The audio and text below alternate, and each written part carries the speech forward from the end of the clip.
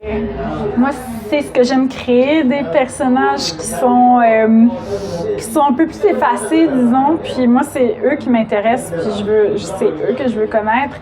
Et de donner de l'humanité à Sacha, c'est à la base de mon idée. Donc, c'est vraiment l'étincelle que j'ai eue, la première étincelle, outre l'envie de faire un film de vampire.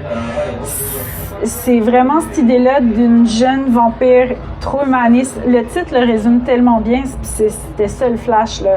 Une vampire trop humaniste pour mordre. Et je me disais, moi, si j'étais une vampire, j'essaie souvent de me mettre en fait dans la peau de mes personnages. Puis là, je me suis dit, si j'étais une vampire et que je devais tuer des gens, je crois que je préférerais peut-être mourir moi-même parce que ma vie vaut pas plus que celle des gens que je tue, au final. Et donc,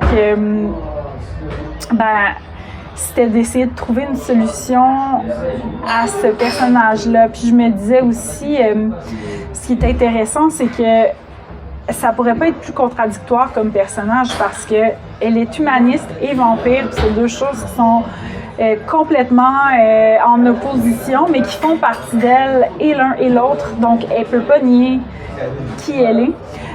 Et comment on fait pour se réconcilier avec deux parts de soi-même aussi contradictoires. Donc, je crois que c'est ce que j'aimais avec la figure de vampire humaniste, et de poser une quête identitaire hyper lourde à un personnage qui doit essayer de trouver une façon éthique de mourir. Puis c'est un gros défi scénaristique par contre, donc c'est un gros défi que je me lançais à moi-même et je suis assez contente de la dernière note du film puis de la solution finalement que je propose, mais je veux pas trop en dévoiler sur ce sujet.